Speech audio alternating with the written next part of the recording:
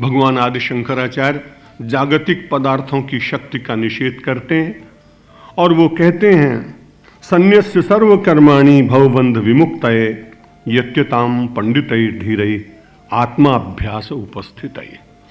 कल रात्रि को निवेदन किया था कि हम सब लोग पहले उपस्थित हो जाएं। कई बार हमारी उपस्थिति नहीं होती है, और उपस्थिति जब नहीं होती है तो प्राध्यापक कितना भी अच्छा क्यों ना हो, आप उसके ज्ञान को प्राप्त नहीं कर सकते। इसलिए हमारी मानसिक उपस्थिति आध्यात्मिक जगत में होनी चाहिए, और आध्यात्मिक जगत में यदि उपस्थिति है तो यदि आपको बाहर कोई संत सद्गुरु मिल गए तो बड़ी अच्छी बात, लेकिन सबका एक गुरु जिस दिन से मेरा और आपका जन्म हुआ है हमारे अंतर में विराजमान है, वो आत्मा राम गुरु। और उस आत्मा के संदेश व्यक्ति को अनेक बार मिलते हैं। मन की तरंगों में बहने के कारण हम सब लोग अपने ही अंतर में विराजमान गुरु तत्व की प्रेरणा और उसके निषेध और उसकी आज्ञाओं को स्वीकार नहीं कर पाते, क्योंकि आवरण बहुत गहरे होते हैं, आवरण बहुत स्थूल होते हैं। उन आवरणों के मध्य में जीने के कारण अपने ही अंतर में विराजमान परम तत्व परम गुरु परमात्मा के उन संदेशों को हम सब लोग श्रवण नहीं कर पाते। इसलिए कहा गया अभ्यास करिए। अभ्यास कहते हैं किसी एक बात का बारंबार आवर्तन करना। हम सब लोग जब पहले पढ़ते थे छोटी पाठशालाओं में, अब गणित के नियम बदल गए, नए गणित के सिद्धांत आए होंगे, मुझे जानकारी नहीं।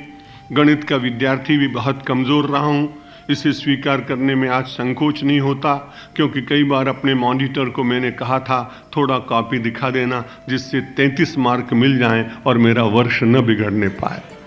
तो ऐसा गणित का कमज़ोर विद्यार्थी केवल अभ्यास की बात कह सकता है कि यदि अभ्यास करते रहेंगे तो आज जो नैपुण्य प्राप्त नहीं हुआ है वो नैपुण्य कल प्राप्त हो जाएगा। यदि अभ्यास करते रहेंगे, जो अपने जीवन के ऊपर मल विक्षेप आवरण बारंबार पढ़ते हैं उनका निषेध अपने आप हो जाएगा।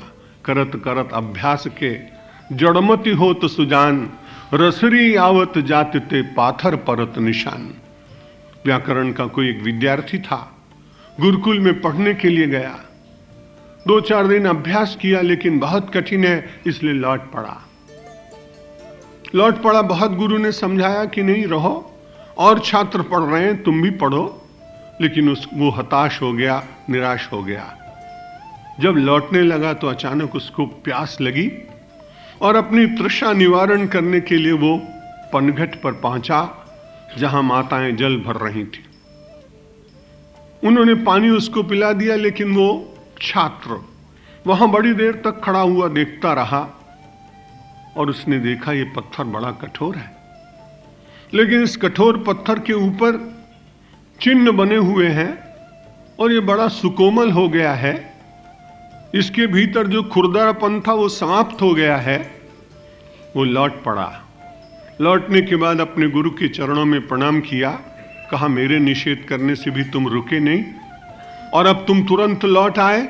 उसने कहा संभवतः आपकी कृपा से ही मुझे उन क्षणों में प्यास लगी होगी जिन क्षणों में मैं कूप पर पहुंचा, और वहां पहुंचने के बाद मैंने देखा प्रस्तर तो बड़ा कठोर होता है, लेकिन उसमें चिन्ह बन गए, बड़ी सरलता से बहने पानी भर रही हैं, उनको बहुत परिश्रम नहीं करना पड़ रहा है।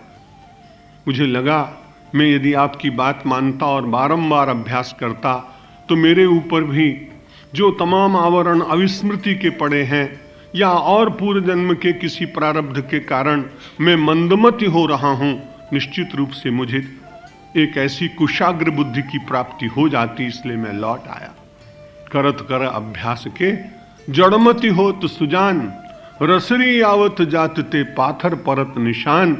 वहां से मुझे प्रेरणा मिल गई। हम सब भी अपने व्यावहारिक जीवन में थोड़ा सा समय निकालकर जिस इष्ट देव में आपकी श्रद्धा हो उसके प्रति प्रणत हों, उसकी मूर्ति के सामने, छवि के सामने ध्यान करें। गुरुपदिष्ट जो मार्ग है उस पर चलते हुए मंत्र जाप करें और परमात्मा से प्रार्थना करें कि मेरे पुरुषार्थ से मेरी आध्यात्मिक उन्नति संभव नहीं हो रही, इसलिए आप करुणा करें और मेरी मति के ऊपर पड़े हुए आवरण को हटाने का प्रयत्न कृपा करें। यदि इस अनुग्रह की प्राप्ति अंतर में धीरे धीरे होने लगी तो आप निश्चित बात है कि आपका ये जगत आपके लिए बाधक नहीं होगा, क्योंकि जगत के पदार्थ कभी किसी को बांधते नहीं। पदार्थ तो स्वयं जड़ है, जड़ किसी चैतन्य को कैसे बांध सकता है। लेकिन कई बार ऐसा लगने लगता है, और सच्ची बात तो यह है कि जितना हम पदार्थों के लिए दुखी होते हैं या चिंतित होते हैं, संभवतः क्या निश्चित रूप से वे हमारे लिए उतने चिंतित नहीं होते। मैं चला जाऊं विदेश में और अपने आश्रम की चिंता करूं, कुटीर की चिंता करूं, भारत माता मंदिर के विशाल भवन की चिंता करूं, और लौट के आऊं कि मैं तुम्हें 15 दिन से रोज चिंता करता था तुम्हारी। हे भारत माता मंदिर, तुमने भी मेरी चिंता की क्या?